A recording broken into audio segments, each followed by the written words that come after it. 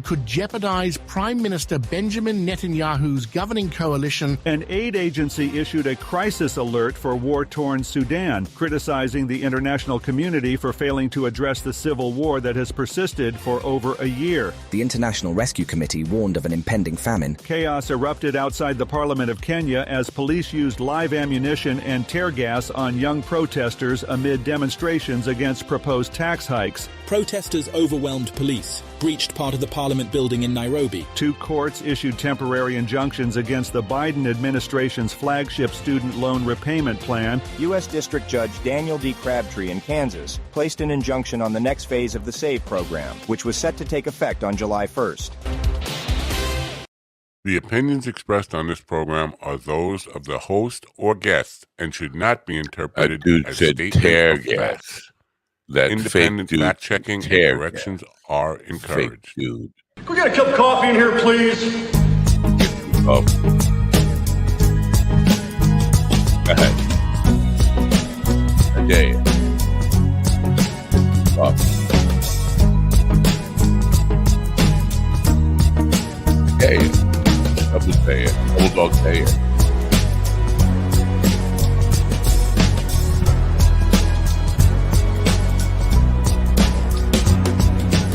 Damn good coffee and hot. Oh, it's damn good coffee and hot.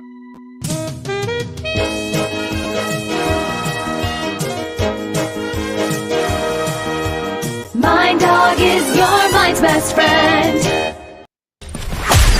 Wake up, America. You've got a dog that needs walking. That's right, sunshine. Just put on a big pot of strong coffee and get ready to type your little hate mail with your opinions about kumbaya and flat earth insanity. Stand-up comedy? You want stand-up comedy? Well, we've got sit-down comedy. It's time for Coffee with a Dog. You make me laugh. I made myself laugh. Did you see that? Or did you hear that?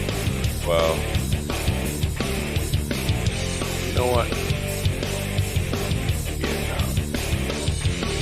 We should have just flown up Vietnam when we had a chance. I'm sorry. I'm already being... I'm just a terrible person. Blah, blah, blah.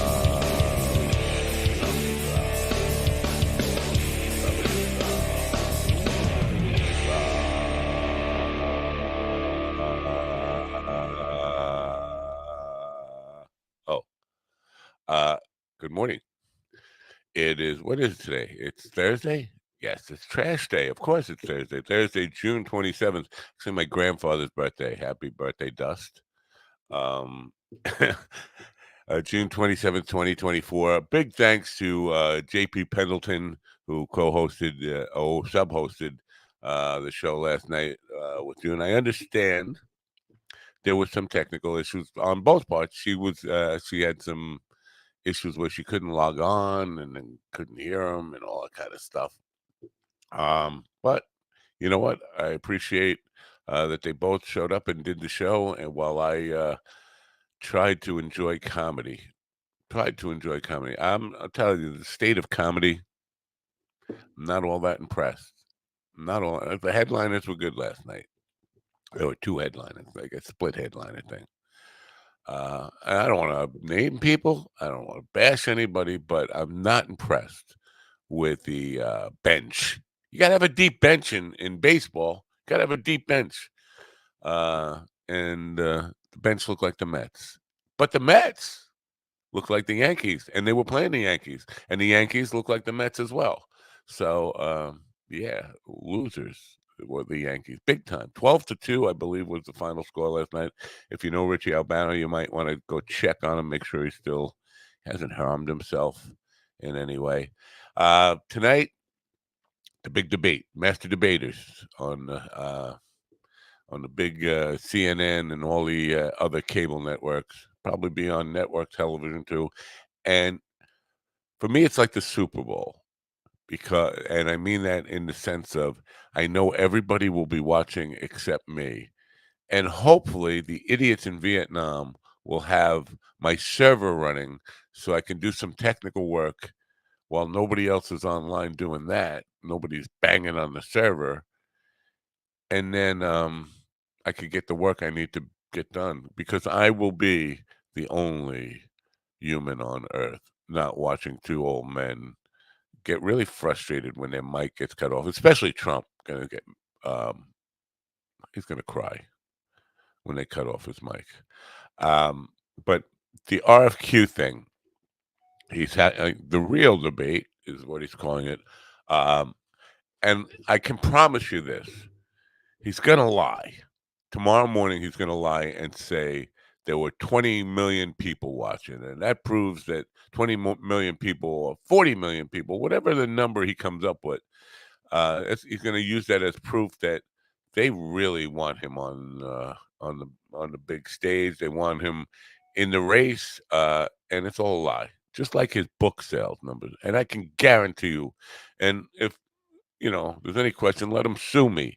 He lies tremendously about his book sales. I think he said his book sold 5 million copies. Last time I heard him talking about his book, the book about Fauci, sold 5 million copies. No, there's no way in hell 5 million people bought that stupid book.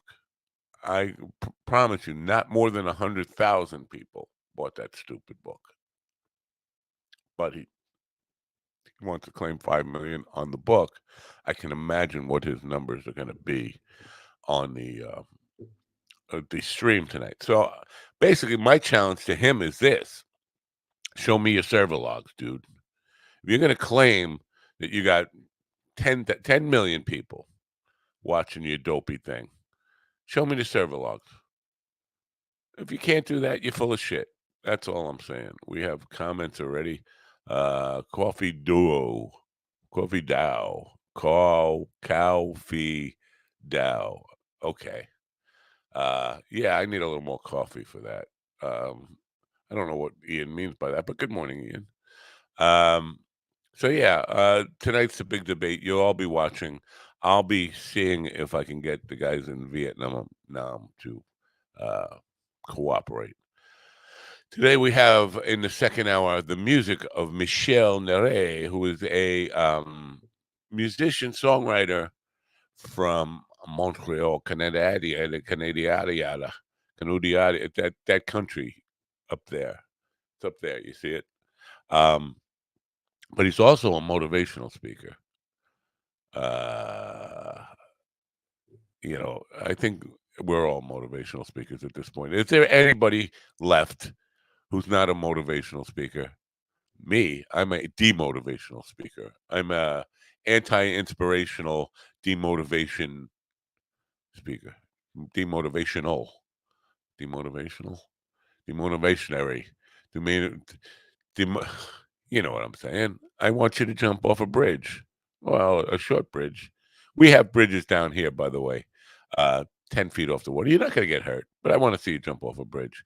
Unless, as sometimes is the case, some douchebag has left a shopping cart right in the middle of the canal. Then you jump off the bridge, you hit the canal, and you're toast. So that's the show for you today. Thanks for coming. Have a great day. Bye for now. Now we're going to say hello to J.P. Pendleton and the other guys, the other two guys. What are their names?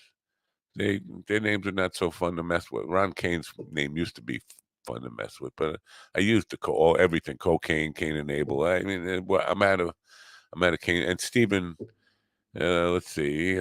He's got his own little thing going on now. What can I call him? Or teaser, or cock tease. I could call him all cock tease. I could call him that. That would be funny, right? You'd laugh at that. Anyway, I'm shot. I'm really shot. You know what? Next week or the week after, we're going to have a burnout coach on. I wanted the burnout coach to be on 2 days ago because I am burnt out. There's no doubt about it. I am one burnt out puppy.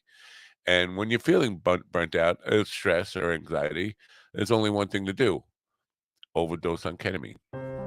Mind Bloom is helping people achieve life-changing clinical and personal breakthroughs, alchemizing both the psychedelic medication psychiatric care from psychiatric clinicians, coaches we call psychedelic guides, and a lot of content and meditations and programs into this really transformational experience that, because it's delivered at home, costs a lot less and is a lot more convenient for people to receive. I want to play this commercial again because I think on the bottom of that app it's got Mandela, which brings us back to Zsa Zsa Gabor, Stephen, the cock tease. That's what the pastor used to call me. Oh, yeah. And the fabulous H.G. Wells has something to say. Good morning, America. MindDogTV.com. My wife is out of town for 2 weeks. Call me. It's a joke. It's a Don't call me. Don't call me. It was a joke. It was fuck. I'm in trouble. I'll see y'all at the next. I got to go fix something. Talk to y'all. So I wanted to help. I wanted to help translate for Evil Ian while Raising Cain is giving us a foot show. I think what he was trying to say is coffee with a dog. Oh, Raising Cain. I don't think I used that one. That is so funny. That's about as funny as the supporting comedians that I see lately. Yeah, you know, again, the major leagues is fine. The major leagues in comedy right now is doing okay, but the minor leagues are depleted. They're just depleted because there's too many people in it. And here's the thing: it's not good for the major leaguers that you have to watch the minor leaguers because they lull you into a state of how I say snoring, or just like by the time the headliners get on, you're like, I just want to go home. So it doesn't help that there is such a plethora of comics. Look at you with who the are words. half-assing it, who are half-assing it the whole time, like. Yeah. And I saw this last night at the open mic. There was like there's four people who went up for the first time. They got 0 laughs, and they were complete assholes the rest of the night because they didn't get respect. And it was just like, how dare you not laugh at my joke? Yeah, like, sorry, I guess.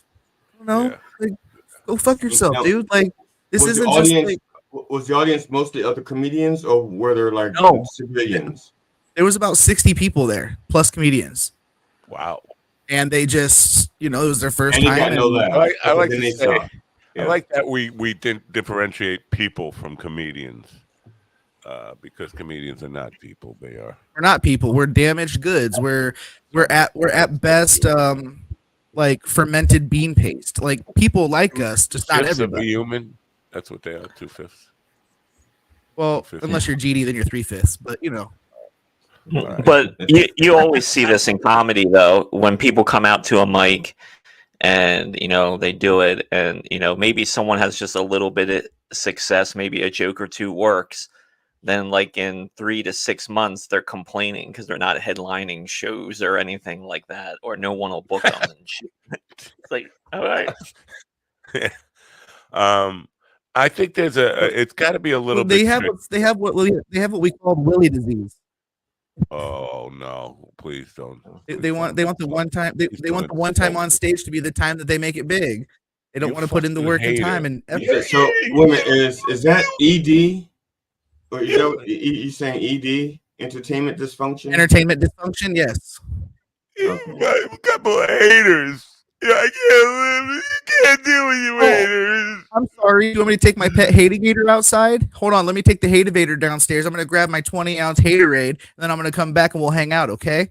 I'm sorry. You fucking babies. I'm all choked up now because all your hate just drives me Steve has just spent too much time doing impressions as Alex Jones because it's like rubbing off on him. He's like, all of a sudden, he's got Steven's voice and Alex Jones's comments. Alex Jones is poor, by the way. Or you know what? He's not poor. This is Alex Jones has never rubbed one off on me ever. I don't know. I saw so, but that's a whole. So Alex Jones is crying that because they are liquidating InfoWars, he's not going to have a platform anymore, which is a good thing for the world and America and human race. But to say, because he hit a lot of money, he gave to like his parents. He's he tucked away money in places, so it's not like he's going to need to get a job. It's just that he's just not going to have his platform anymore, and he's crying like a bitch. And all of a sudden, quoting Joel Osteen, like, what the fuck?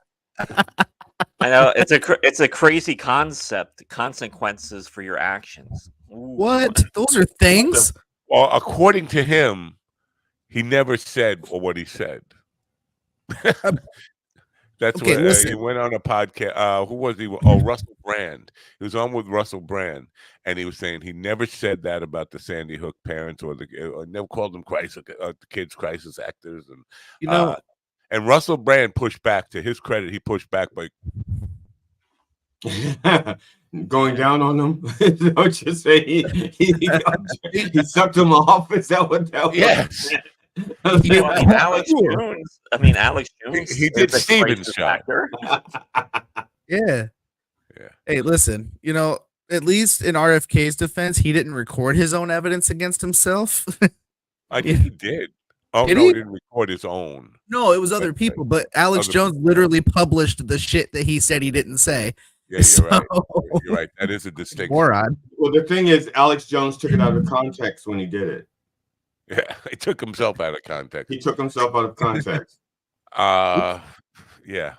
So, but the thing with I could not, even if I love somebody, and I don't love anybody except my wife, really.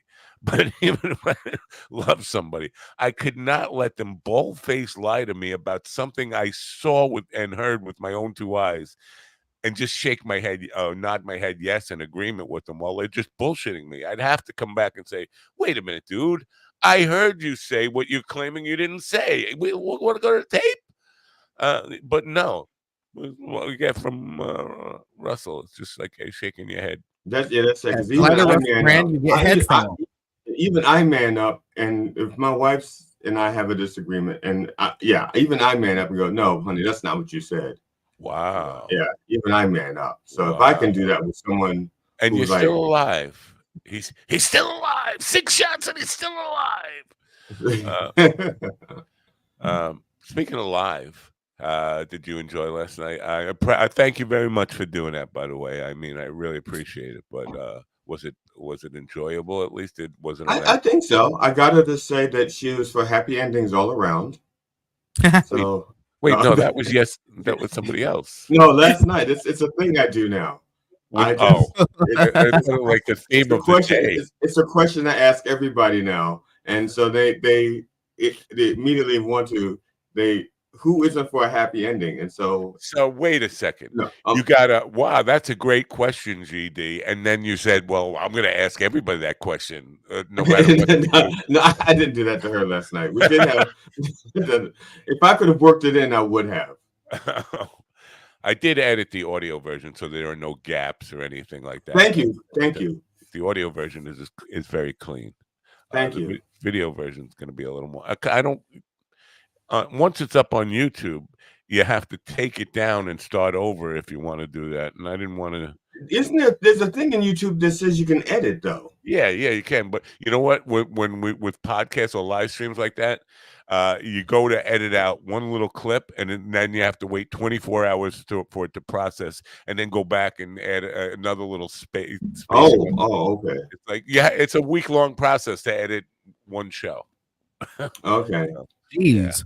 I tried not to have too many gaps when I realized I was fucking up, but I tried. That's why we got coffee with the dog. I tried to let my mouth run while my fingers walked through what I was looking for.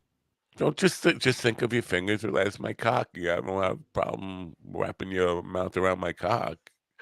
That's because I have to open my mouth very wide. I'm just like a dirty old man with just nothing positive to say about anybody. I should really just go. I should just show myself out of the planet. Here, Matt, I'll help you. I'll help you. Hey, you took your spot. Right. Nobody took my spot. I know. Look at that. You became a centrist. Ooh, loser. No, I was kidding. Really? So we have a motivational speaker who is a musician in the second hour. Now, are you guys motivational speakers? I have been asked recently if I would try my hand at it. You know what? So I'm waiting for Probably dates. pretty good at it. You probably have a message there of hope and inspiration and positivity. I've been told that once I start speaking, people are motivated to leave. Yeah. Does that count? Yeah. So is that what a motivational speaker does? Hey, motivation's You're motivation. asking the wrong guy. You're asking the wrong guy. Because nobody is motivated by me. Actually, you know what, GD? I think if you speak a little more, I might see what you're saying.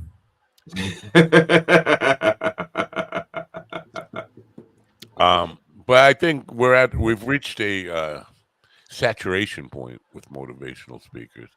Everybody wants to be Tony Robbins, but there's only one Tony Robbins. That level of bullshit. First of all, you have to be 6'9". You have to have a horse's mouth, and cock. Well, on top of that, I mean, every other reel or like every third reel or TikTok is some motivational shit. You know, this person. Yeah, it's probably one of the few. It's probably one of the few things more saturated than comedy is motivational speakers and life coaches. They're everywhere. Have you seen the one guy who always I don't know, he dumps milk on himself? So you have there's that section of motivation where he'll go into a store, he just pours milk over himself in a Walmart, and he just starts yelling shit you can do it and blah blah. Now that's a motivational speaker I would listen to. Fuck Tony Robbins and all them. Give me the milk guy. You guys have never seen him? No, let me pull I don't share your depth and sophistication of algorithms. Color me captured in the moment. Let's see it. I want the milkman. Let me see if I can. The milkman. Yeah, man, give me some of that milkman. I swear to God, Randy, when there were milkmen. See, you guys are even GD's too young because I was around months before him. In the day, the milkman was the guy boffing your mom while Dad was at work. Not mine. That's cool. Because that and the postman. Actually, the milkman was banging. The postman was fathering. The milkman was banging the postman while the postman was banging mom. Now, because we used to have the milk delivered to our home. We used to have Cloverland milk and seal test milk and eggs delivered to our home. With the little metal box outside the door. Yeah, I remember. The old milkman come in with the little milk crate, steal a little milk crate. Sounds like he was coming. Jeez. Yeah, they brought it by horse-drawn buggy, by the way. So yeah. Holy shit! In our neighborhood, we had a seal test truck. It was a truck. I'm fucking old, man. But I don't even remember. At least the postman always rings twice, I think that's true. We didn't have doorbells. It was a knocker thing. They barely had light bulbs. Postman always knocked twice. I can't share my mail? Why can't I share my mail, you son of a Here's the mail. It never fails. It makes me want to when the milkman came, the night before we had to put our the empty milk bottles in the thing so that he could take them with him. And they'd leave the eggs and milk. And my entire life, milk has been in plastic jugs at the grocery store. So I know you guys hear me talk about things that I get in emails all the time. We try not to hear it, but we do. Yeah, I know. Marketing stuff where it's the next children's books have been big. I get 100 of those a day. Yesterday or 2 days ago, I started getting Bible Tales for Young Hearts. Your ticket to $1,000 per day in Bible Tales for Young Hearts. It's AI-driven reels about Bible stories. That is the latest I can't wait to see their art. I cannot wait to see the art of some of the stuff that they would be quoting. Because AI can't draw fingers, they can't draw toes. I can see the depictions it draws of hell is ridiculously scary. You're all of Trump. But it's Trump in a tutu.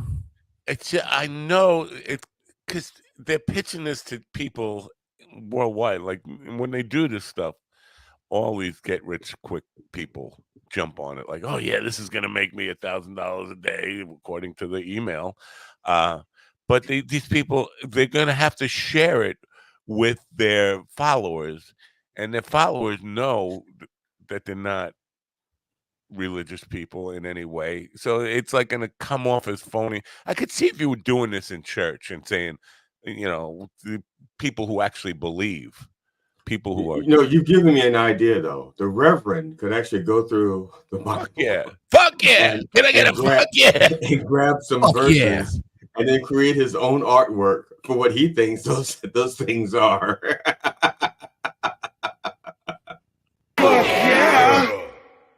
I don't know why it took me so long to hit that. I hit the button, nothing came out. Did you interrupt it last time? All right, man. That happens to everybody, especially at your age, man. You just gotta, go slow. Did you have like a fuck yeah interrupt this moment where you stopped it early and fuck this interrupt this? We redo the fuck yeah. Fuck yeah. You know why I'm thinking we need to redo that fuck yeah? Why? Fuck yeah. Because it says uck yeah. Well, yeah, we cut off the beginning just a little. It's like uck yeah, but it's also Willie doing. Willie is the prominent voice on there, and you know what? If he's not going to be here, I don't want to use him. It's not like a spiteful thing. It's just like I feel like he probably could get upset. Like, you see my fuck yeah. I can send you a fuck yeah. I can send you a fuck yeah. I just have to. I have a group of people saying fuck yeah. Wow. I probably have several people yelling "fuck yes" because whenever the Reverend when you leave, that's what happens. Yeah. Okay, that's it for me, and they go, fuck yeah, fuck yeah, fuck yeah. So yeah, I think the fuck yeah needs to be redone. Sorry about that. Yeah, go fuck yourself. Oh, I mean, and I think I also have an all shucky ducky. That we used that for when we did the Herman Cain funeral. Who? Oh. We did Herman Cain's funeral, and when we did the Herman Cain's funeral, we were all shucky ducky. Now, did you hear the Ben Carson joke that I sent you? The thing from the prayer meeting. I sent that to you. Video. I don't know. No, I didn't. No, I didn't hear it. Oh, well, it's a pretty good joke. It's what launched his political career. Because he told this joke, and Obama laughed at the joke, but then after that it got rude. Basically, I'll butcher the joke, but that's new. What else? Right. New? What else is new? No, nothing else is new. If you got it right, we'd be first of all, you could get it perfectly right, and it'd be like really funny, and we'd be too shocked to actually laugh. No, I could get it right, but it still won't be funny because the timing and inflections and all the comedic performance of it won't. All the things you lack. Technically right, but still not funny. But so the joke is he's saying that this businessman loved to buy his mother expensive gifts, and he found two birds. They $5,000 each. They could sing, they could talk, they could dance, and he sent them to his mother. And then a couple of weeks later, he called his mother and said, "How'd you like those birds?" And she said, "They were good." And he said, "No, Mom, you didn't eat those birds. They were like $5,000. They could sing, they could dance, they could talk." Yeah, and he said, and she said, "Well, they should have said something." So, but the reason he told that joke was to say that people were afraid to speak up to Obama or stand up to Obama, and so, that's what launched his political career. If not, we would not have heard from Ben Carson in 2016. That's why people were urging him to run in 2016, because that was in 2013. They waited 3 years to kind of push him out there. Oh, look, we got a black man who's funny. We can run him against Obama and we can win. But that's not even his joke. That Jackie Martin could probably tell you who told that joke 40 years ago. Jackie wrote it. I don't think Jackie would claim it, but he would probably know who wrote it. He claimed, you know what Jackie claimed? The two-bagger joke. You know, the two bag on your head and a bag on her head. Yeah. You bag on her head and bag on your, in case her bag breaks. Yeah. He claimed he wrote that. He sold that and got money from Rodney Dangerfield for selling that joke. Okay, I can't dispute that. I was going to say, because I know I heard other people say it before. Right. I think Abe Lincoln said it in this inauguration. He said it at the Gettysburg Address. Yeah. I got some milk motivation for you. 2 bags and 7 skanks ago. 4 scores, 7 infections ago. I scored with a 2-bagger 7 months ago. James something Jefferson. What? James What are we looking at? Andre Jefferson. This is milk motivation. This guy has videos. This is basically his bid. If it plays or not. You can't play it. You gotta believe you can do it. Don't worry about it. She don't believe you can do it. Don't worry about it. He don't believe you can do it. It don't matter. Yeah. So I that's love how the basically Walmart his bit. He employees goes are- into Walmarts and he just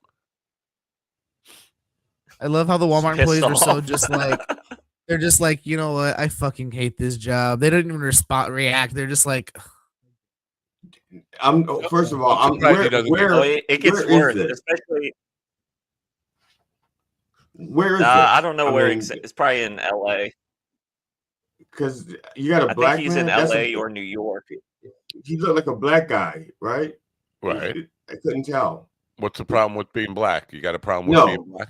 I'm sure if you tried that in Carroll County, if you're a black person in Carroll County trying that, you're getting, let's say, before the milk hits the ground, you hit the ground because the police are all on your ass. No, that's what was I was going to. I'm surprised security isn't all over that fucking guy. No, not that because the stores, they don't do that shit anymore unless maybe there are cops around. But most of them will just let you do whatever because the corporate policy is don't, if you have someone come in, flip out, don't engage with them. Just kind of like get them out the door. How are you going to get them out the door without engaging them? Yeah. And also, you think thoughts, positive thoughts, leave. Please leave. Yeah, Please leave. If you look up his other videos, those are even better because a lot of times there are employees and you can see the look on their face. He's like, they're like, motherfucker. I'm doing my Russell Brand to Iran right now. Yeah. We got to clean I'm up. sorry. Yeah. I'm sorry. I'm engaging because especially if it's my job to clean that shit up. I'm like, no, motherfucker, you're out of here and the mop is in your ass. He's getting the fuck out of there, especially if it's my job to clean it up. No, yeah, I was shaking my head and doing nodding my head. There's a difference between shaking and nodding, and I don't know what it is because I'm too. But this is shaking. Okay, well that's because I took the vaccine. I have to push back on Ron on this because if they're not engaging, what accounts for all the videos I see on Twitter daily of people getting beat up in stores and thrown out physically? I saw one yesterday where this chick security guard punched a woman in the face so hard it looked like a Mike Tyson, Marvis Frazier type of punch. You have some of. Yeah, you have some of those, but for the most part, employees won't engage anymore because they could possibly lose their job because that's how corporate policy is. So if you're an employee, you see that guy and you like go and do something to him, they may fire you and you may lose your job because you weren't supposed to do it that way or whatever. You know what? If I got fired from Walmart, I would get down on my knees and say, "Yes, there is a God. There is a God." Yeah, there was because that would save me from slitting my throat for having to stoop that low to work for. Also, the fact that I could probably, even when you get fired now, you can put in a claim for unemployment. You don't always get it, but you know what? I'd rather get unemployment than go to Walmart every day. Not that I'm ever going to do it. But you do lose the employee discount. Now that's yeah. Well, Stephen quit. Apparently, I went to fight somebody at Walmart or something. And maybe maybe he was motivated. Like you can do it. We're gonna see Stephen walking down the aisles, dropping milk on his head. He says, "No, that's been done. I can't do milk. Okay, heavy cream. You can do it. You can." Well, he did one of those. He did do one of those videos in a Target once, and The Target employees, they weren't fucking around. They're like, right. Fuck out. But Walmart, they're like, just take a shit on the floor. We don't care. Yeah, I don't shop at Walmart, but I do shop at Target, and that's why we don't. Us Target shoppers, we don't take that shit. You don't be fucking up our stores. You know, because even the customers say, "Look, we protect our Target." Get the thing fuck is, out with of here. milk, it's gonna stink pretty quick. I mean, if you just leave milk around, even unrefrigerated on the floor, within an hour, that's gonna smell really bad. It's let it curdle. Yeah, It's a cottage cheese industry. The stock of Adderall has gone through the roof this morning. I wonder why. Do you have any? Well, I think Trump people stocking up on it because it's a known fact that Trump is he's an Adderall addict. Right. It's a known thing, and whenever there's a shortage, you can tell when there's a shortage because that's when he talks like this. The people's boats and batteries. No, I think that's when they shoot him up with something. Well, M99. Somebody yesterday was saying they were going to sedate him because he's going to be taking a fit every time they mute his mic.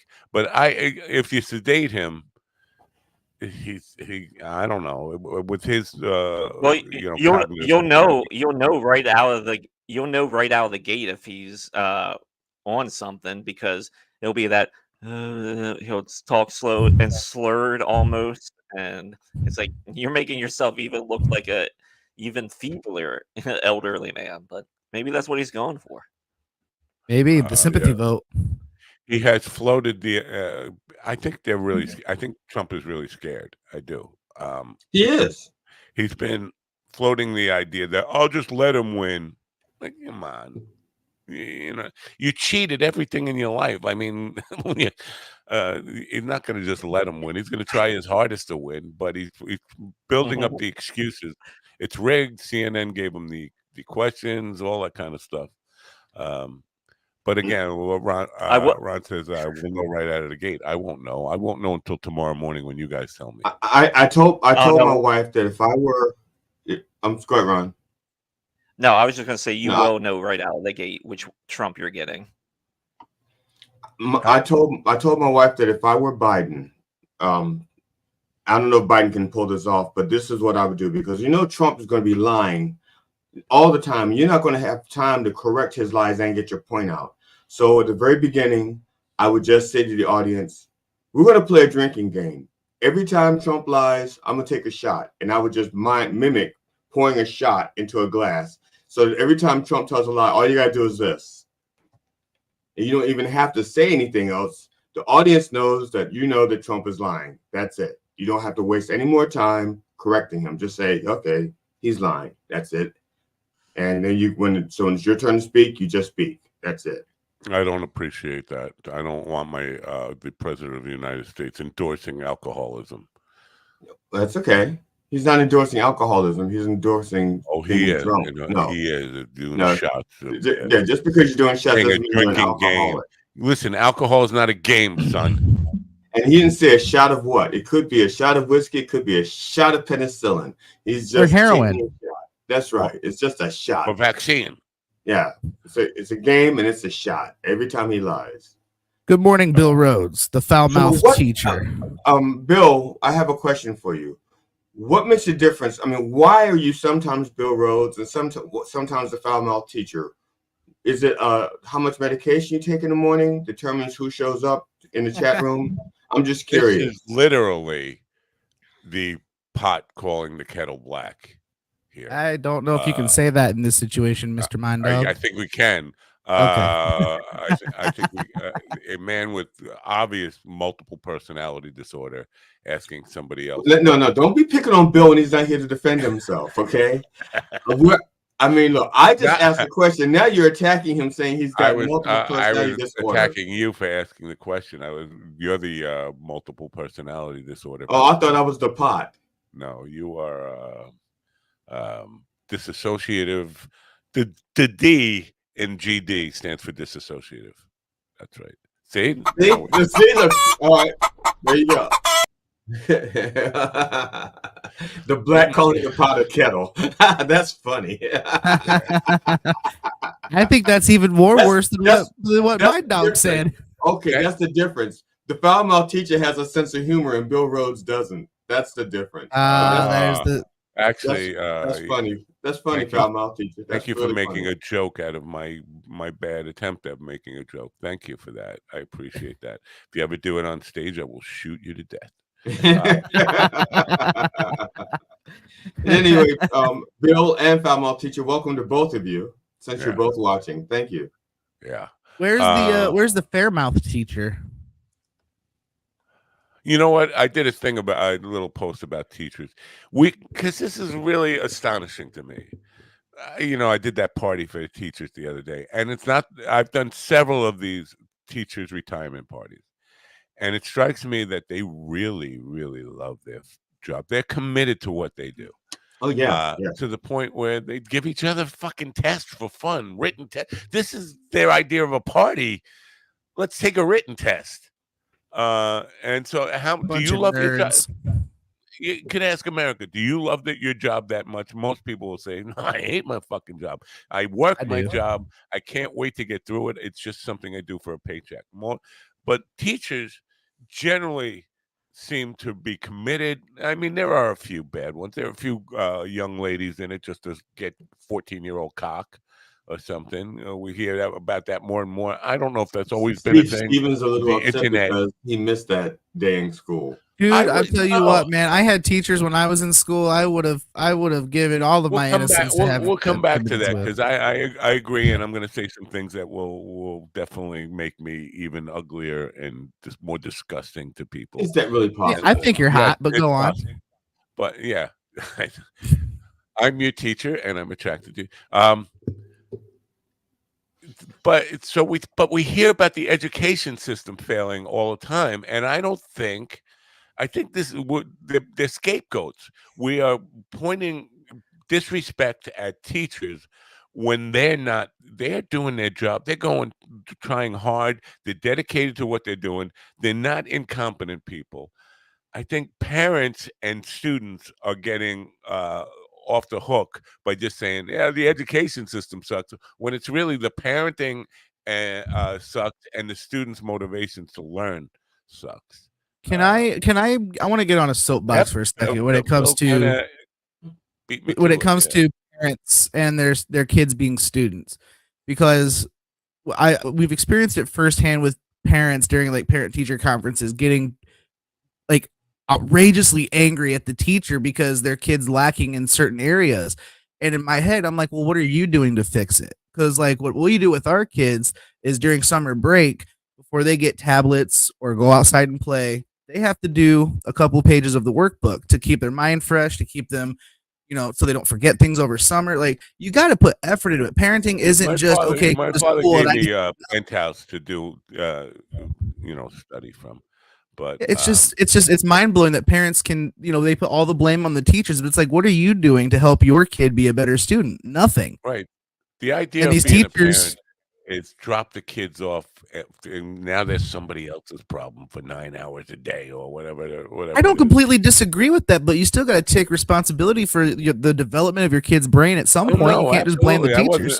I wasn't saying that as an excuse. I know. It's just that's a lot of people's mindset, though. It's the teacher's job to shape their mind, and when they come home, I just got to let them be wild, crazy animals and not do anything to help facilitate the growth. And it's mind blowing. And these poor teachers are so underpaid as it is. Now they got to deal with your retarded ass because you're too stupid to realize you can't help your kids when you can.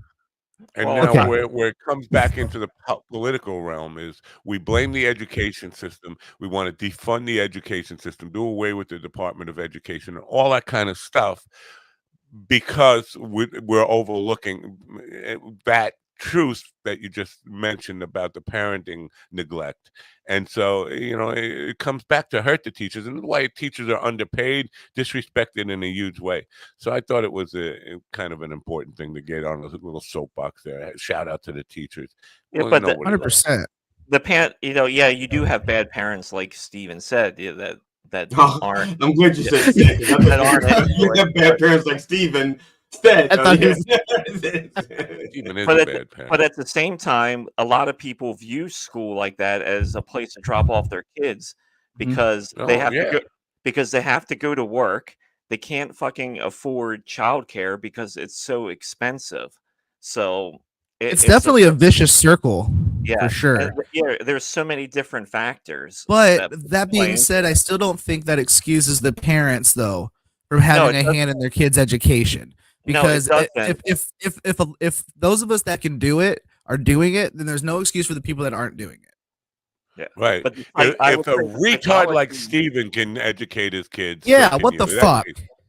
Yeah, but the psychology of it is when people are working a lot of hours and they're dealing with all this other shit. It makes sense that you do got to make time for your kids, but then on the same hand, you can see why people lack in it because you're trying to plug like all these playing whack-a-mole between all the shit that your kids are doing and what you're fucking doing at work. Just then to keep them in school, and then it's a vicious circle.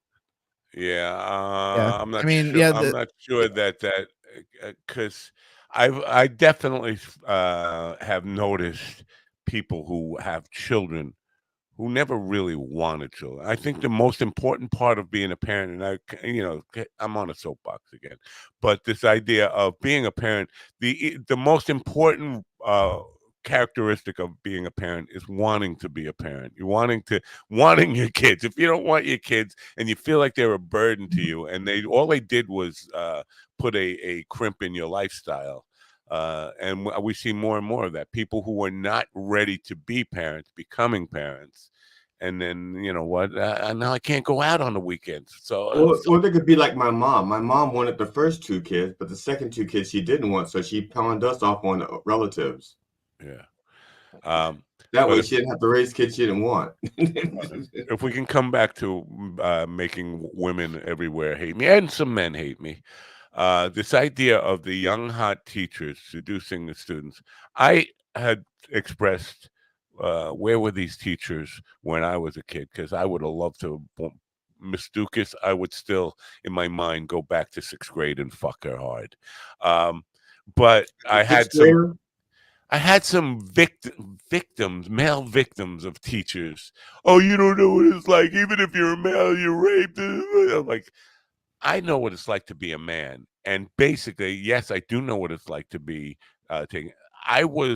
My first sexual encounter was, I was passed out drunk in the back seat, very young. And a girl got on top of me and I woke up fucking her. I don't think rape is the same for a male. Unless it's a male raping you, but if it's a woman raping you, I don't think that leaves the kind of trauma and scars, and especially, statutory rape when a older woman fucks a teenage boy. I don't really think there's a whole lot of psychological. Because that was how I lost my virginity too. So that's not really the same thing. I think it can scar. I was 15. She was 26. Wow. I think it can emotionally scar a male. It just manifests slightly differently. That's all. I think it's still there. Nowhere near the same. No, it's not the same. No, it's not the same. No, it's not the same at all. I'm just saying. But we don't know that. We've never been. Have you ever been in that situation? Yes, I just said I was in that situation. Yeah. Yeah, but what year was that? 1972. I mean, come on, that happened all the time. You nailed it. 1972. In the 70s, adult guys could date teenagers, and people would be like, "I guess it's okay." Yeah, Look at you, Mr. Pulling the youngins, like Mr. Big Shot, or like Elvis. Well, the first sexual encounter I had, which was not like intercourse, I was 7, and that was 1966. But that was you in the party because that was some party. I think I told the story about I saw my father fucking one of the neighbors through the window. I was really doing a little peeping Tom thing, and she saw me seeing my father fucking her. And she kind of laughed, and then she was out in her backyard sunbathing, and she called me over, and she made me kind of start. She gave me a boner, and she laughed at it, and she made me start jerking off. But nothing could happen. I couldn't. Now I had my balls crushed for money. I didn't have blanks. I had nothing. And it was really frustrating. And she was laughing at the frustration of it. Like, and see how that scarred you to this day. To this day, you shave your head. Yeah, so there should be like psychological trauma and stuff, but it's not. It's not the same as a girl being raped. No, it's not the. Yeah, it's definitely not the same as being held down, forced to take it, and beat. It's not really the same thing. It's a fucked up. This is a fucked up topic for a Thursday, guys. Why would it be better on a Wednesday? Hump day? Yes, hump day. It makes more sense. Okay. It's a skewed view of sex after that. Not so much emotional, but psychological. Wait, whoa. You're getting your identities mixed up. Foul-mouthed teacher cannot sound reasonable. That's Bill Rhodes' department. Bill Rhodes has to be reasonable. Foul-mouthed teacher has to be funny. You're getting your identities mixed up. We don't like, have rules. There's no rules. Like, I'll be your teacher now or something, you know? So, but basically, my counter to that would be all male sexuality is skewed and fucked up psychologically. I mean, I don't know. I'm from a different era, obviously. I like the what? It's true. His generation likes Bush. Dinosaur era. And he's from New York. My God. Right. Oh. Yeah. But I mean, and we can come back to the things that Stephen and I were talking about pornography kind of fucks up our brains too. Dude, it's so bad. Yeah. It's so bad for you.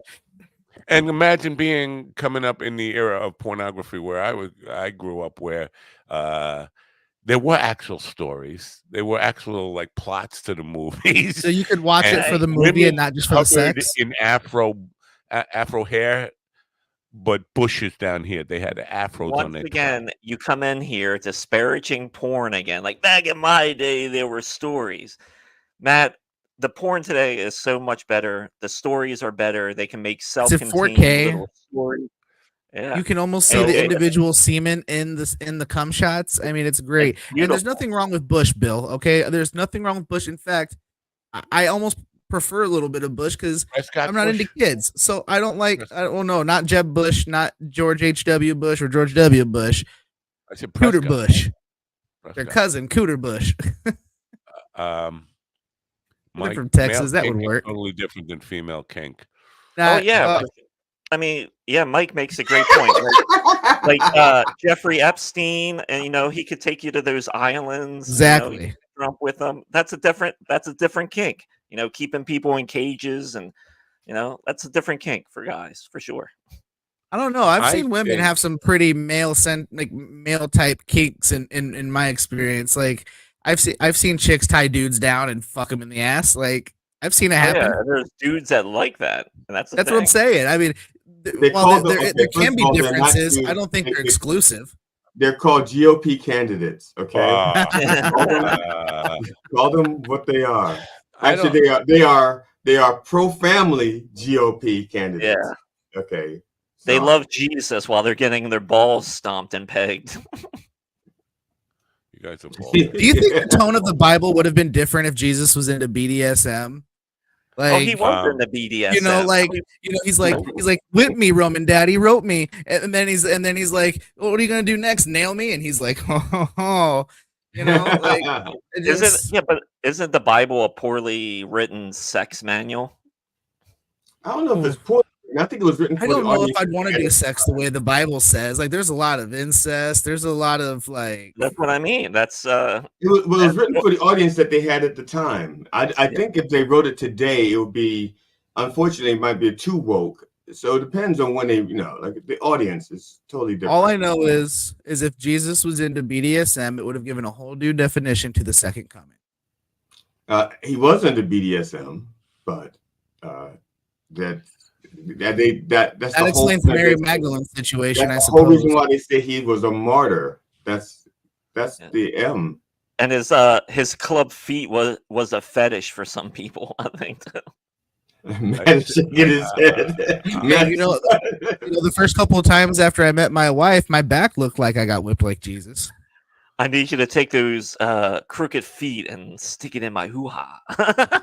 What did Make I a whistle with them holes. Apparently, I've driven the train into a ditch, and it's all on. And it's only 9:55. I don't know. We started talking about Jesus. We started talking about. You can save us, man. We started talking about Jesus BDSM, and we gained 5 more viewers, at least on the Facebook side. So, I'm sure I'm going to get some hate mail for this. But we lost the family values vote. Right. Yeah. I think, at least from my observation and my conversations with younger women, believe me, younger women like to talk to old men. The younger ladies that I meet on the subway. This is for Ron. Ron. Yeah. this is what it do. This is what it do. Oh yeah. I think women are becoming more like men in their mentality towards sex and all that stuff. The Huck Two girl is kind of a good example of it. Yeah. But yeah, I thought that was a Papoosatuck chief at one point. Well, you know, wouldn't the act like Huck that. Tui girl actually points out a very specific problem in our society with people getting all worked up about that. That just tells you a lot of people don't know what good sex is. So I feel bad for a lot of people on the internet. Yeah. They just don't understand what a good blowjob is these days. Or They don't. Because I'm going to tell you right now, a good blowjob does not start with you hawking a goddamn loogie on my penis. Yeah. Nope. That's a good way to get punched in the head. What if it's got? What about doesn't it depend on the viscosity of the mucus? No, it does not. If I hear anything come from your nasal cavities, you're getting popped in the head. I don't care what's happening. If I hear no, that explains it. No. Oh, okay. I was wondering why you was hitting me so hard. I didn't know. Well, listen, God, where have we gone? Please. I'm sorry. You think I spend this much time underneath of Steven and then there's something happening? Why do you think he keeps his hair that way? It's like riding a tricycle. Now, my wife just uses my hair like a horse rein, so she could just guide. Holy shit! I decided to grow my hair out. Goes, my wife gets behind me, and goes, "Giddy up! Come on, get out!" I've lost control of this. I don't know. Save a horse, ride a black man. I must have done something, whether in this life or a previous life, to deserve this. All I know is you should try that in a small town. In a small hole. I'm sorry. See, they dragged me into their disgusting. I don't even know where I wanted to go with this anymore. You want to go to the news? Not yet. Do I? Well, actually, hey, I have a piece of news I wanted to talk about. So, did you guys hear that the Federal Reserve was supposedly hacked? And the hackers are offering no evidence that they did it, but they're still trying to make a big deal out of it. Okay, they hacked the Federal Reserve. I mean, since money's just paper, I mean, what did they get out of that? What did it? That's my question. That was kind of what I was going to ask. Is let's assume that they did get in. Shit, if it stinks like shit, it looks like shit, feels like shit, it's shit. I don't believe that. I mean, I didn't really believe it either, but I read it on NBC and BBC News, not Big Black Cock News, but people claim British Broadcasting Company News. But nobody hacks.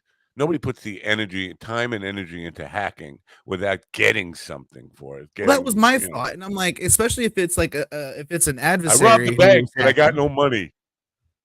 I got all the rubber bands. Let's go. Not even the rubber bands. I didn't even get that. I just put a gun in and said, give me an empty paper bag. This is a robbery. Bye. Like, what? Not happening. I don't believe it. You know what? Let's get some real fake news where they say tear gas. Listen to where he says tear gas. That's why I'm convinced that a lot of these people are AI. This is absolutely proof of AI. Well, it's proof of A, not I. Yeah, anal intruder. That was my uncle's name. 2 courts issued temporary injunctions against the Biden administration's flagship student loan repayment plan. U.S. District Judge Daniel D. Crabtree in Kansas placed an injunction on the next phase of the SAVE program, which was set to take effect on July 1st. This included a major overhaul that would have halved many borrowers' payments starting next month. U.S. District Judge John A. Ross in Missouri also blocked the SAVE plan. Jim Kender reported. Chaos erupted outside the Parliament of Kenya as police used live ammunition and tear gas on young protesters amid demonstrations against proposed tax hikes. Protesters overwhelmed police, breached part of the Parliament building in Nairobi, and started a fire. At least 5 people were shot and killed while assisting the injured, according to a joint statement from Amnesty International and other organizations, which also reported 31 people wounded. Benjamin Wright reporting. An aid agency issued a crisis alert for war-torn Sudan, criticizing the international community for failing to address the civil war that has persisted for over a year. The International Rescue Committee warned of an impending famine and stated that the lack of a political solution has left Sudan on the brink of a catastrophe of historic scale. The world is not watching us. We are heading for famine, massive loss of life and a failed state, said the IRC's country director for Sudan, Yetizaz Yusuf. Chris Anderson reporting. Israel's Supreme Court unanimously ruled that the military must start drafting ultra-Orthodox men for compulsory service. This landmark decision could jeopardize Prime Minister Benjamin Netanyahu's governing coalition as Israel continues its conflict with Hamas in Gaza. The historic ruling ends a decades-old system that granted ultra-Orthodox men broad exemptions from military service. Joseph Eckerson reporting. This is the latest news headlines.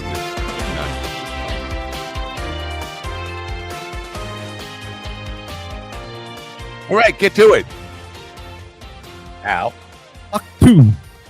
Crews have completed a temporary route around a landslide that closed a vital road for thousands of workers in a western Wyoming resort town. Wyoming Department of Transportation officials aim to reopen Wyoming Highway 22 by Friday. The road over Teton Pass near the Idaho state line has been closed since the landslide sent both lanes crashing into a deep ravine on June 8th. Kyle Norris reporting. The city of Detroit is moving to ban gas stations from locking people inside the store, a year after a man was fatally shot during an argument with another customer. Police said a clerk's decision to lock the door while he was safely behind protective glass contributed to the shooting. An ordinance approved Tuesday by the Detroit City Council would make it illegal for employees to remotely lock the door. It would apply to businesses where workers are protected by glass. Kevin Sanders reporting. Federal investigators confirmed that a hot rail car wheel bearing sparked a fire and caused the massive derailment of a Norfolk Southern train. In its final report on the February 3, 2023 crash, the National Transportation Safety Board concluded that the crash, which caused the evacuation of more than 2,000 residents and endangered the lives of first responders, could have been avoided. Investigators cited a series.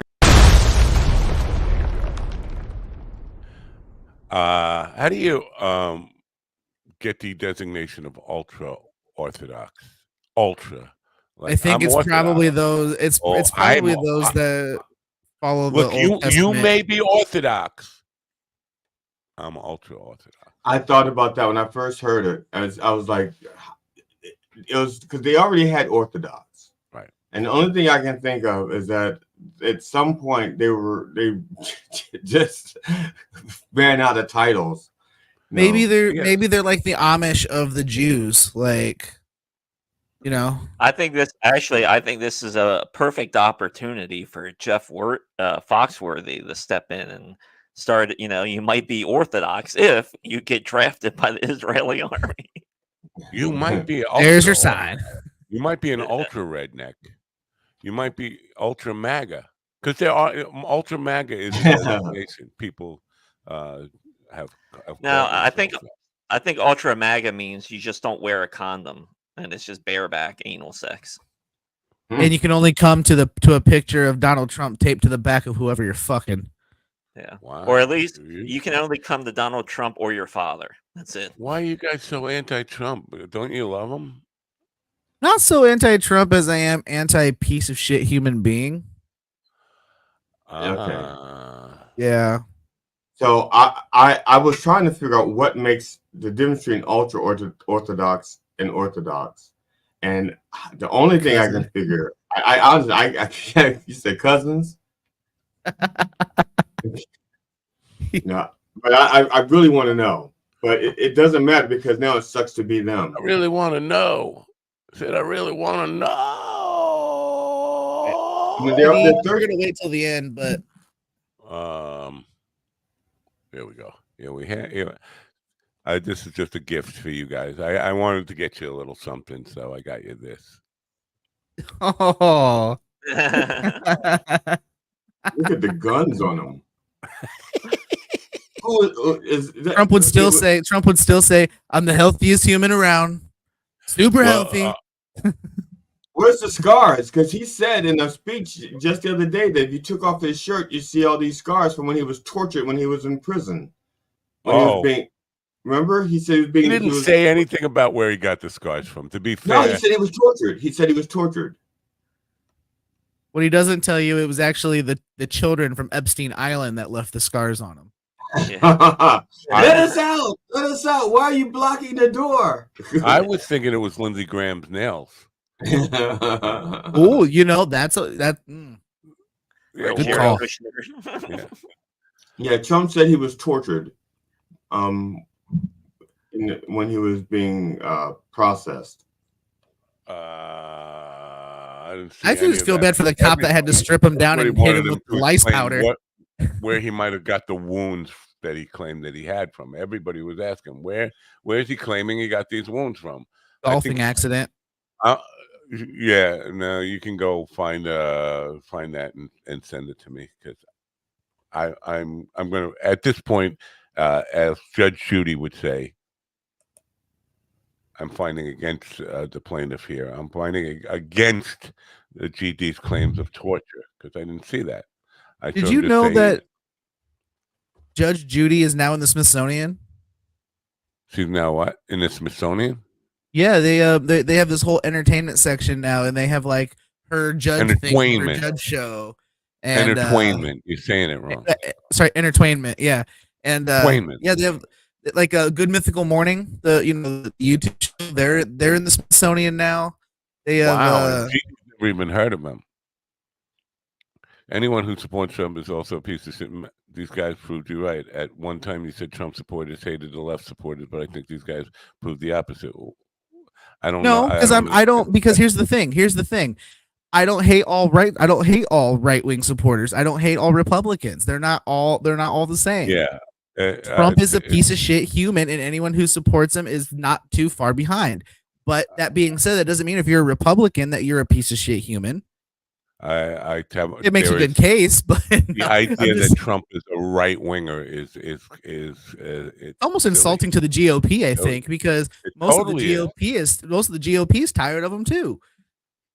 It's totally but you know what? Fuck them because they bent over. They gave up their ass to the evangelicals in the 90s, and just like with Trump, they just gave it up to him.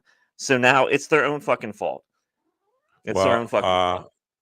Let me say, I think that the hate for the party hate and the party alignment does absolutely go both ways. It does for sure. Whoa, was that a picture of Trump again? Yeah. The other day, I had my Facebook memories came up about the 2016 Democratic primary, where I think they had like 570 people running for president in their debate, and I made a comment about basically people were just going to have to say their name, and there would be no time for anything. But the people were saying, "Oh, the Democratic Party is your party of choice. How are you being critical on them?" I'm like, dude, I think anybody who aligns themselves with a party is a fool. And so do I hate Republicans? Yes, I hate Democrats. I hate Republicans. I hate anybody who thinks of it as I wear this jersey rather than what are the issues and taking them one issue at a time. I do think the Republican Party has completely lost its way with the issues. If you're a party voter, you are playing your hand in the degradation of the country because you're not paying attention to the issues. You're not paying attention to the things that matter. You're just saying, "Oh, these guys are blue. I want them." It's bullshit. And the states that have repealed party voting, I applaud them. Because here in Indiana, it's bad. It's bad. There's a reason 10,000 people can vote in an hour. It's because they go in, they fill in one bubble, and they leave. Like, it's horrible. Matt, I'm looking at it right now. Okay. All right. You want me to absolve you of your your conviction for perjury? No. All right. No. I don't need to be absolved. I knew I was right anyway. I don't know that you know you're right just because I knew I was right. I don't open my mouth unless I'm absolutely sure I'm right. That's why I'm. Now, Michael. No. Two liberals puking up the usual garbage on social media after claiming fundraising emails that he was tortured at his in fundraising emails. So it wasn't in his speech. In his speech, he didn't say anything about Georgia because I saw the speech. He didn't say anything about that. So they're saying it was in fundraising emails that he claimed to be tortured. That was after he made the speech. So that's where you got that from, and that's legitimate. That it was online that he said he got tortured, but he didn't say that in the speech. He was just saying if I took off my shirt, take off my shirt. I'm so beautiful body, but got scars, so many scars. Now, I asked Matt's opinion, and I got two liberals puking up their usual garbage. Oh, Michael, you're so silly. Stop it. No, listen, man. I consider He's a Klan myself member. How could he be a liberal? I'm not a Klan member. I am the offspring of Klan members. Now, listen. I'm not a liberal. I'm also not a conservative. I have views on both sides of the aisle, buddy. I vote my conscience and I vote issues. I don't vote parties. That's right. He goes both ways, Michael. He goes both ways. I'm bipolitical, okay? And I think this is the appeal of and I'm not saying there are going to be millions and millions of people, but I think this is the appeal of RFQ is that everybody is so sick of the Yankees against the Mets, conservatives against the liberals, left against right. I wear a green jersey, I wear a blue jersey shit, that they're willing to just, and it's the Ross Perot factor, they're willing to go with anybody who's not that, even if they're batshit crazy. And yeah, 100%. So nobody is paying attention to the fact that RFQ is totally fucking batshit crazy. All they know is he's no longer a Democrat. He's not a Republican. Somewhere in the middle there. I don't know where he really is. But third parties, while generally speaking, a third party candidate or an independent candidate doesn't have a huge shot. As somebody who's ran as a third party candidate, it's very obvious that people are tired of the two party system. It's while a lot of people are scared to pivot from it, they're still tired of it. That when I ran for office, the reason I didn't have to pay for any publicity was because I made enough waves that they would put me on the news constantly. For that reason, it was, people are tired of it. Because gingers also get special attention. Well, probably, yeah. I wish I could share my email, but this StreamYard's not letting me share the email app. Can you screenshot it and then share it? I'd have to. Yeah, I could probably do that. I got since the program started, I was like a ton more emails. One from campaign something, people that help you with your campaign target, something like that. They sent me a picture of what the ballot will look like. I'm on the ballot in the 3rd congressional district, and the primaries are all over, so they know who Swazi is on for the Democrat, and I don't remember the Republican, but they had my name listed.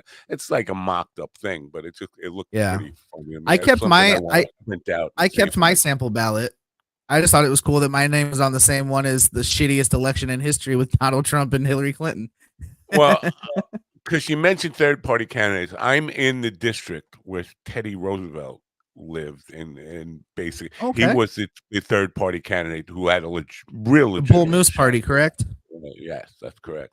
But I just from the voters' perspective, and a lot of people don't do their homework anyway. They're going to come in. Swazi's going to be a recognizable name. The Republicans, not Santos. I don't know who the Republicans are running in that district, but they're going to see Swazi. They'll see the Republican first, then Swazi second, and then the independent Matt Napo. And I'm just wondering what people might think about it, like, who the fuck is Matt Napa?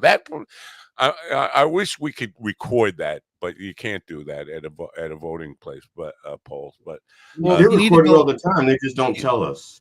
What you should do is maybe sometimes they do. Sometimes they're stupid enough to bring a camera into the voting booth and then post it on social media, which is against the law, but they do it anyway. Yeah. But just the reaction of people saying, "Who?"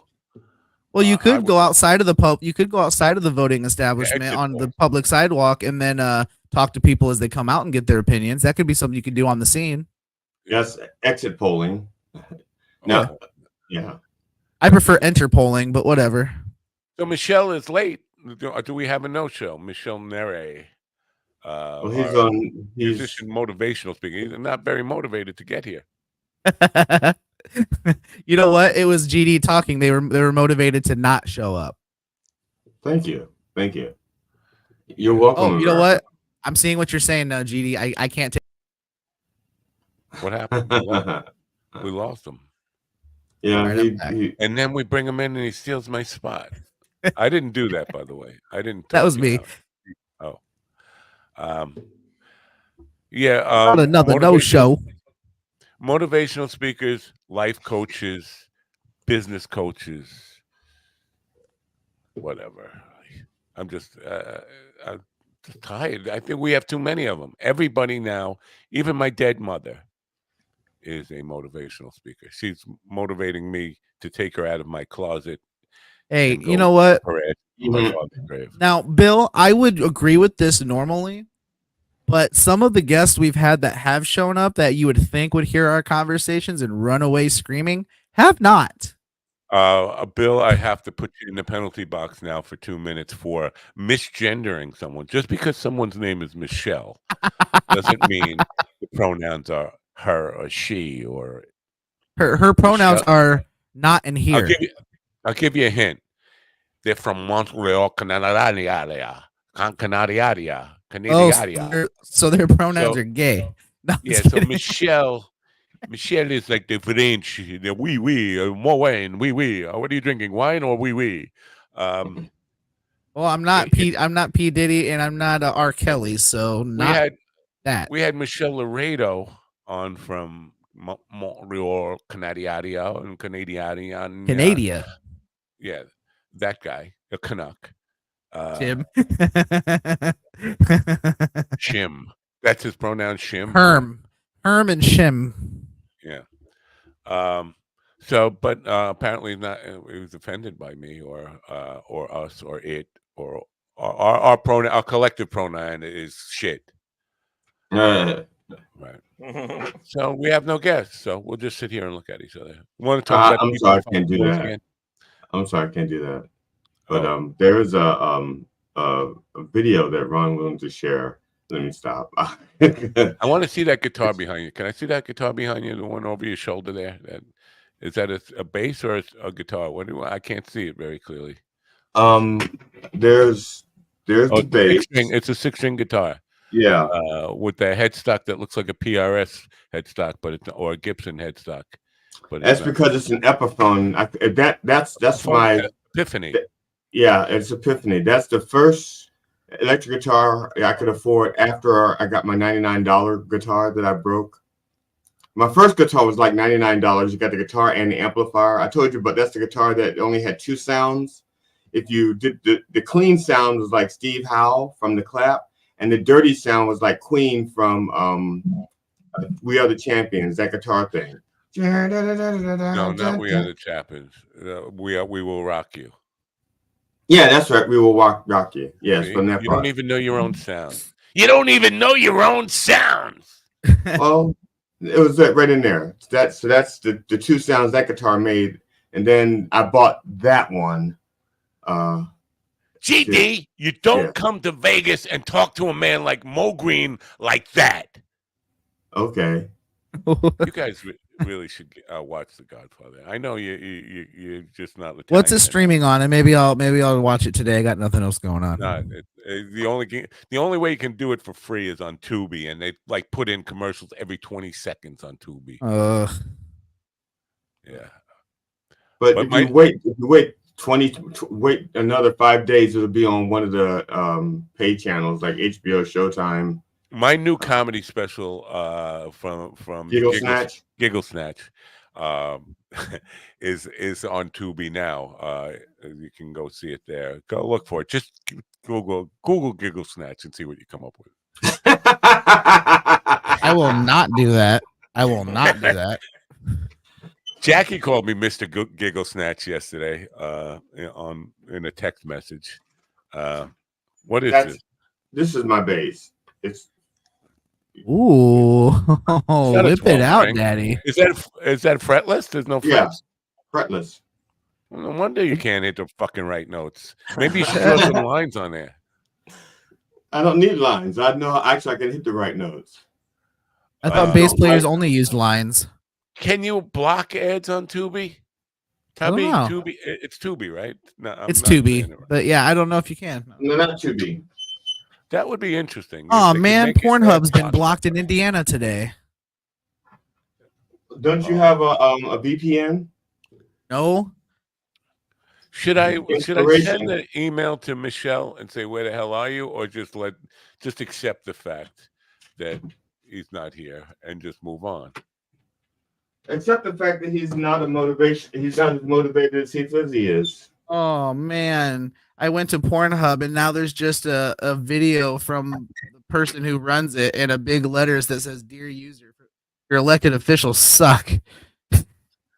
Is that what it says? Users, just look up porn on Google and you can look. No, I know, but it's literally just a letter from them saying you can't look it up. Now, don't share your screen at all, please don't share your screen. But can you get to other porn sites? Let me see. Look at Steven. He's got it all. He's got it bookmarked. He doesn't. No, I don't use bookmarks, and I only use incognito, so my wife can't. Oh, your wife can't figure out why you got incognito on your phone? Yeah. That is that. Yes, I can. Oh, yeah, that's Twitter. Okay, that's X. Is that X? Nope, I just Googled it, and everything else still works besides Pornhub. So good job, elected officials. You're doing a good job. See, this is my thing about Pornhub is being out. Yeah, this almost feels illegal. I'm going to be honest with you because there's not all the other sites totally work. Does. They're going to take it. They'll probably have to take it to a court to get a challenge. Like, why don't they? Keep voting for Republicans, and this is what you get. You're saying there are no. That's a dick in an ass. Yeah, they're all working still, so I don't understand why Pornhub's being singled out. Is a Republican, but the state legislator.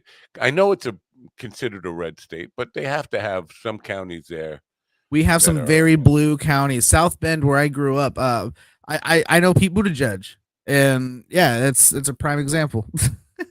Yeah. South Bend's a huge blue county, and just like Indianapolis is, and it's Now, is it watered down district wise? Like I know, like Austin, Texas. I think Austin is that the liberal city, Austin, Texas. Probably no. There's no liberal cities in Austin. No, there's one city in Texas that's very liberal. I thought it was Austin, but what they did was instead of making Austin one district, they had cut it into quarters so that they didn't have a liberal voice. They were served so they had like a liberal section, but the rest of it was conservative. Where's your snoring sound effect? Sound effect. Now, for the record, Michael, I don't actually hide it from my wife. My wife and I have actually watched it together. I keep it off of my phone because my kids play on my phone, which is why I don't bookmark it or use my regular browser. Well, so foul mouth. You can fight Michael later after he's done fighting Jerry's kids.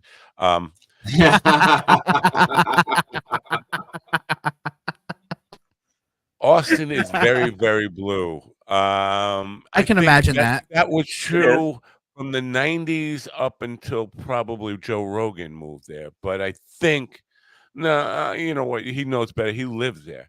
But I think Rogan's influence has, and it's very hard to kind of think about, that he has influenced that many people either to be right wing or fake right wing. All his cronies who were very far left or leaning very far left anyway. What's the difference there? But they now won't say anything remotely left because they know Joe has made a hard right turn, and so they're afraid to kind of even bring anything up or counter him in any way. Matt, please. Matt, he came at me. I didn't pick the up. You did. You did. I will go back through the transcript the other day. He didn't say anything about you. You called him unfunny and told him to shut up. That's where it started. He didn't say anything about you.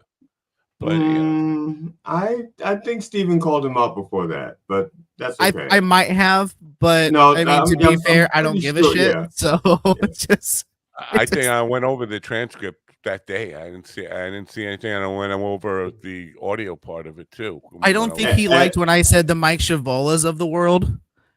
I think is where he took it. And I was attacking him. Of the world. Okay, yeah.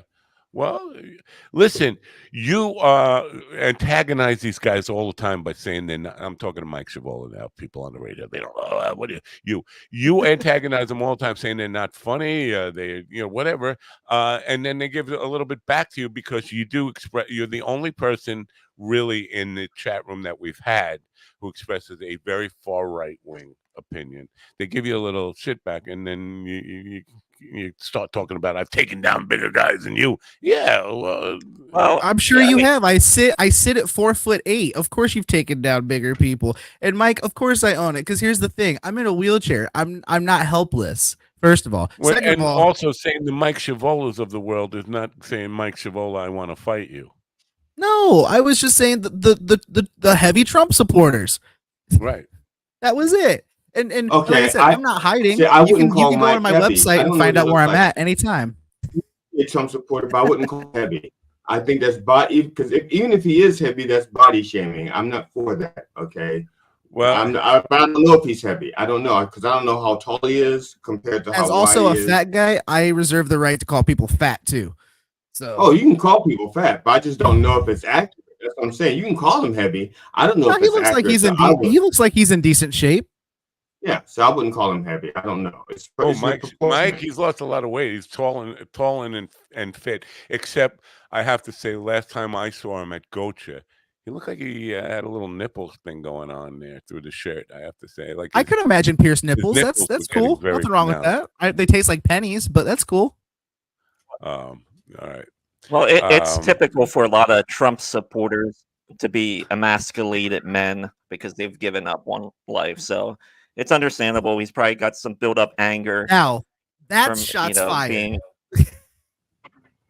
But not. But no, I mean that's in general shots. That's a general shot. Yeah. I know it's tough for some people to accept, but. So now, if you want, why don't you call out the guy who's not in the chair who just gave you some shit? Call fight Ron Kane on this program. That would be good. I think Ron's no, because he starts crying and it's embarrassing. Yeah, no, I think. Oh, yeah, you can. I can handle the rhetoric. Yeah, that was Riddick Bowe. Rhetoric. I know. I like. Do we have a Frederick on the program? That I'm rhetoric. He said to come where he is and fight him. He did say that. Did you say to come where he is and fight him? I think after he said I've taken down bigger and better or something like that. I think that was after. He's a whiny bitch. Who's a whiny bitch, Steven or Mike? Listen, man, if this is your time of the month and you're feeling a little touchy, I understand, man. Just relax and chill. Grab some Midol, grab some coffee, enjoy the show, enjoy the suffering. No, if you're gonna fight anybody, though, I would. Ron Kane should be fun to watch. What's the fucking weird guy with his dopey cat?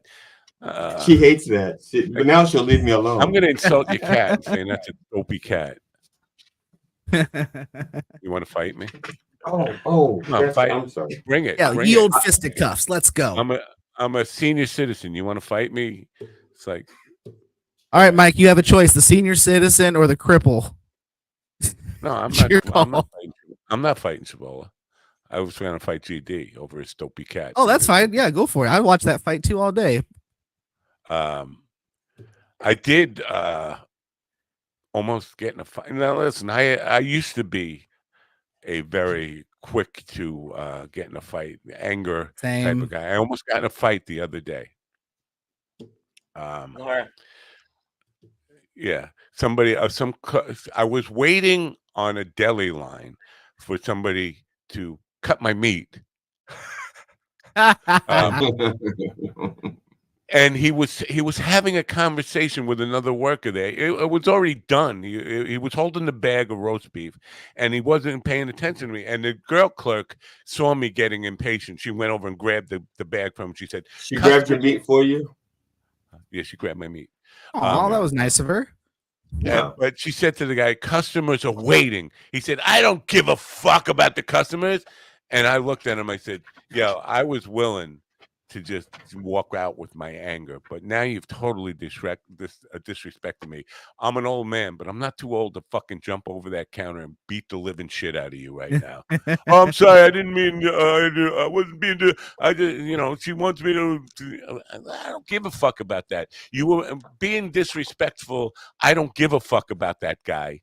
That is enough to trigger me to fucking come over. Now that's weird because Matt would have gone. Matt went all Bruce Lee on him, and without Matt was like, "You'll disrespect my family and the Shaolin Temple." Well, dishonor on you, dishonor on your cow. He didn't call my bluff because there was no way I was jumping over that fucking counter. I will hang you by the ankles outside on the street after I walk around the counter. Did you invite him to the roof afterwards?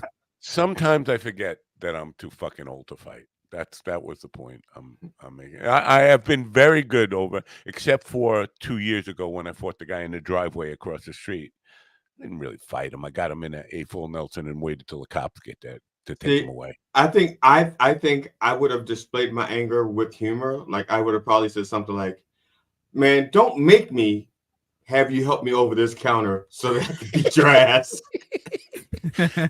I will walk around and use the gate to come back there.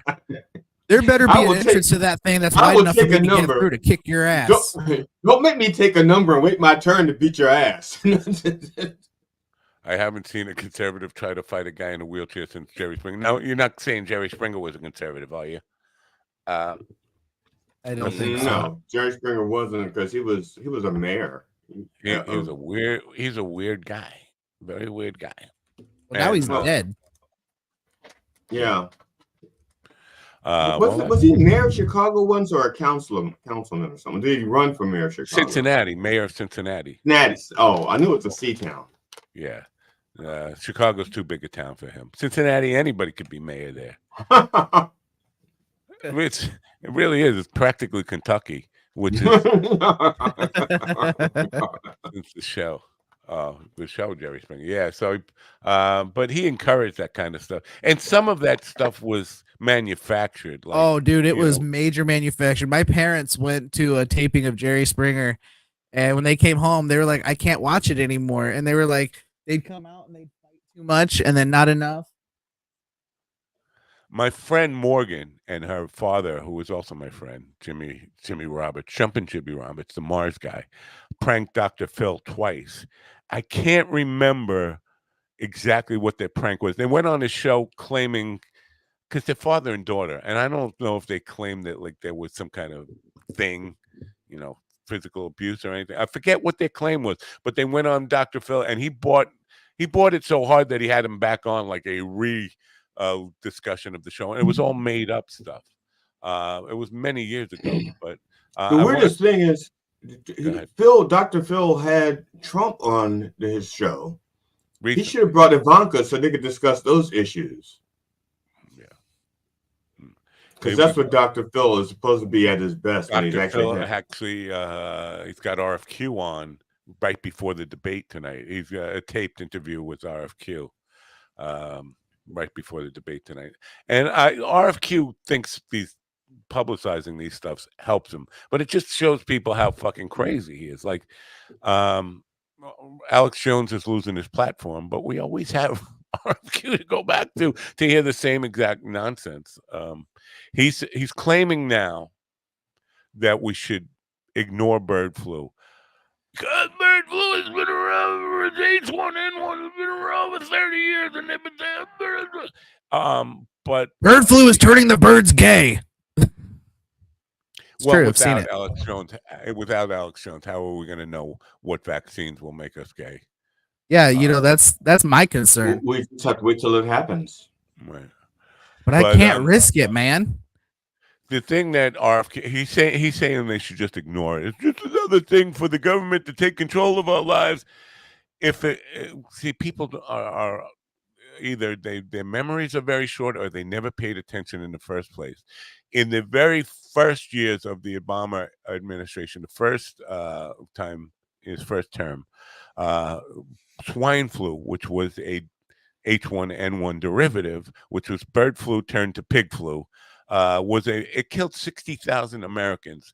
This is what made them put in a pandemic response system that Trump tore down, but that was in place completely, and without government intervention, that thing would have ran wild in America.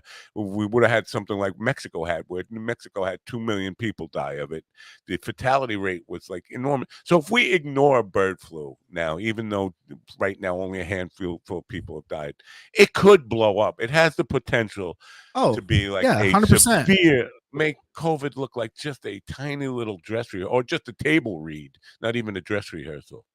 But we get ignored because the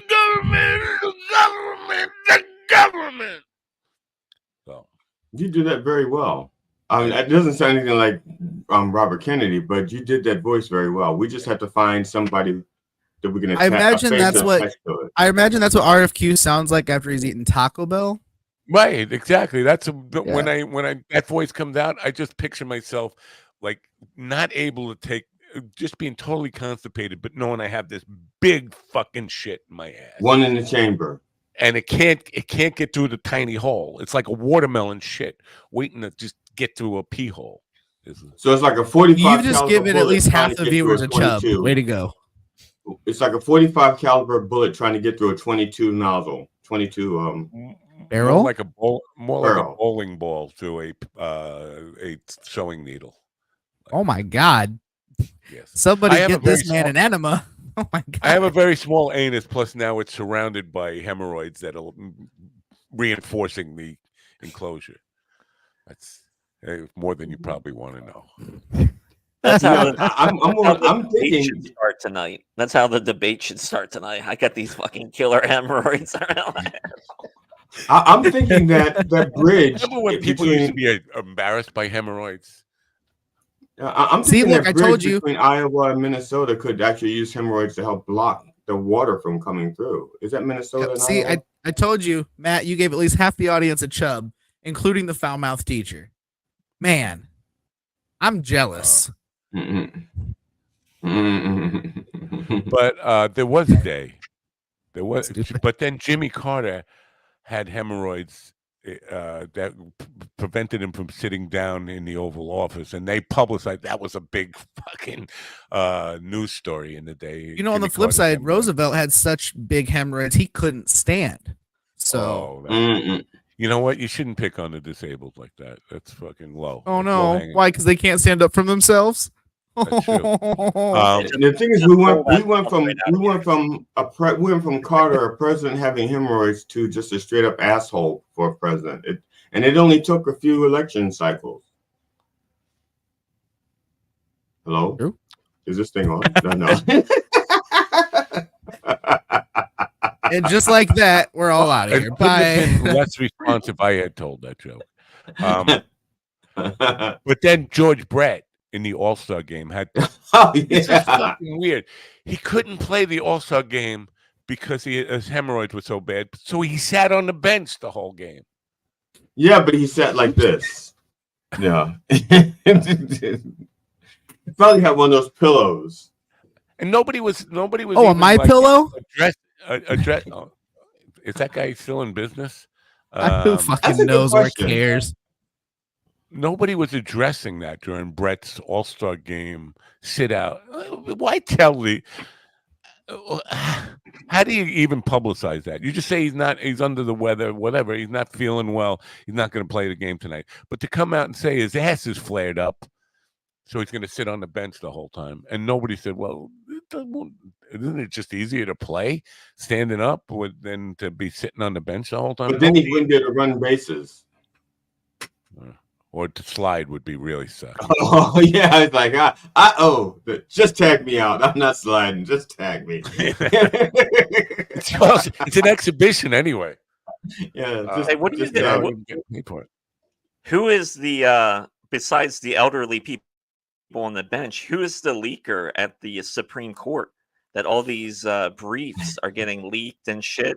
Well, they're blaming it on the IT person. This one, it was two different things. The current one, they're blaming on an IT person. Like it was premature. What's it called? Premature posting. That definitely sounds like an elderly problem. Like one of the justices hit a reply all and sent it out to everybody. No. It's done intentionally, definitely done intentionally. Like they leaked this on purpose, and we'll just claim that we don't have any idea how it got out there.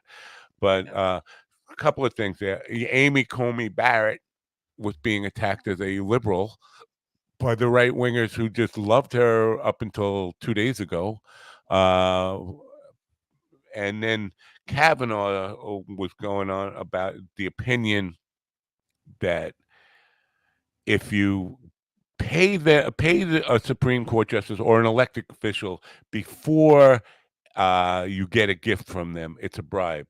But if you pay them, if they give you a gift after the act that you did for them, that's a gratuity, and that should be allowed. That is really, It is so fucked up. It is so fucked up. But since when we tip enough fucking people in this world? You got to tip, like even if you go like, let's just say you order out Chinese or Italian. We could say Italian because I'm both, but you're supposed to tip when you pick up takeout food. You order it, you go pick it up, and you got to tip them. Now we got to tip the Supreme Court. Tipping culture is so fucking gross right now. It's horrible. But the idea that we just rephrase it, just so if you want the Supreme Court to rule in favor of your business, all you do is tell them after I'm going to send you $5 million or send you on a free vacation, but I can't give it to you before. And that makes it all cool. So the Supreme Court allows emergency abortions in Idaho for now, confirming a decision that was accidentally posted online yesterday. Right.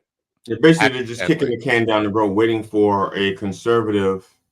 You remember the phrase "accidentally on purpose"? Yep. They left that second part of it off accidentally. Well, I'm not sure. There was a interview with Jon Stewart, and he was, talking about doing stuff on Capitol Hill. And because he did all that stuff for the World Trade Center and fought for that.